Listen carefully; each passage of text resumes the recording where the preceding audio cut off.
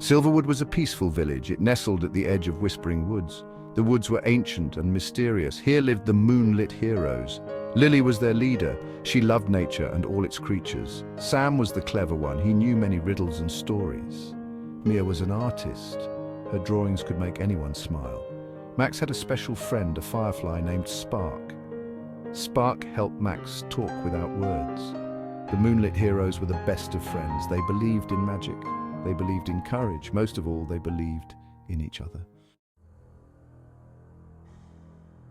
One night, a strange silence fell over Silverwood.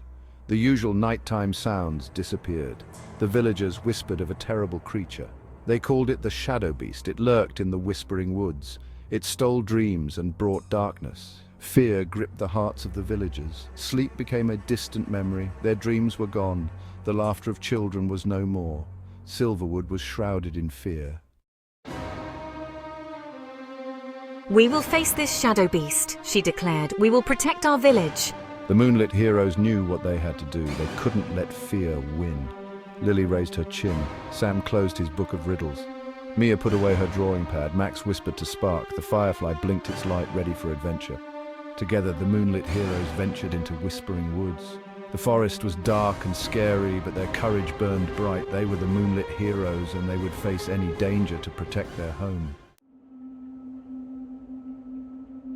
And the forest was alive with sounds. Twigs snapped under their feet, owls hooted in the distance, the wind whispered through the leaves. But the moonlit heroes pressed on.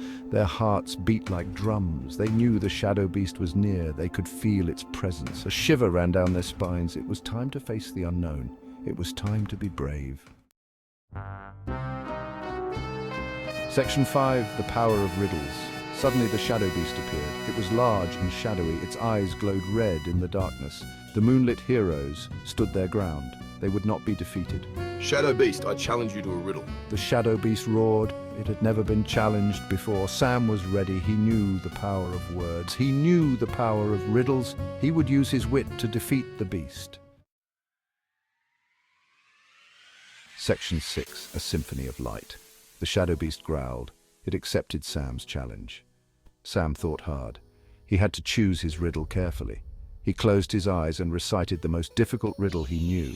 The forest held its breath as they waited for the shadow beast's answer. But the shadow beast was stumped. It roared in frustration. It could not solve the riddle. She took out her drawing pad and began to draw. She drew swirling lines of light. She filled the darkness with color. Section 7. The Language of Fireflies. The shadow beast roared again. Mia's light was hurting its eyes. It tried to cover its face with its claws, but Mia's light was too strong. It was the light of hope. It was the light of courage. It was a light the shadow beast could not escape. Max saw his opportunity. He whispered to Spark. "Show him kindness." Spark flew towards the shadow beast. It danced around the creature, its light flickering gently. Spark spoke to the shadow beast in the language of fireflies, a language of friendship. The shadow beast paused. It had never seen such kindness before. The firefly's light was comforting, not frightening. It reached out a claw as if to touch Spark. It was a moment of hope. "Don't be afraid," she whispered. "We're here to help." The moonlit heroes watched in amazement. Could it be? Could their kindness and courage be changing the shadow beast? As Lily spoke, something incredible happened. The shadow beast began to change. Its dark form shimmered and shrank. Its red eyes softened. The shadows that clung to it receded. "I just wanted to go home," the child whimpered. Standing before them was not a monster. It was a child, a small, frightened child, lost and alone. Tears streamed down the child's face. The moonlit heroes gathered around the child. They had faced the shadow beast and discovered its true form. It wasn't a monster at all. It was just a scared child who had lost its way. "Come with us," she said gently. "We'll take you home." The child looked up at Lily with wide, tear-filled eyes. Then slowly the child took Lily's hand. Together the moonlit heroes and the child walked out of Whispering Woods.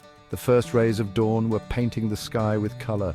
The villagers cheered when they saw them. Their dreams returned.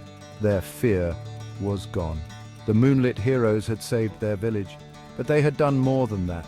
They had faced their fears, they had shown compassion and kindness, and in doing so they had made a new friend. The Moonlit Heroes were no longer just friends, they were the protectors of Silverwood. And they knew that as long as they had each other, no darkness could ever defeat them.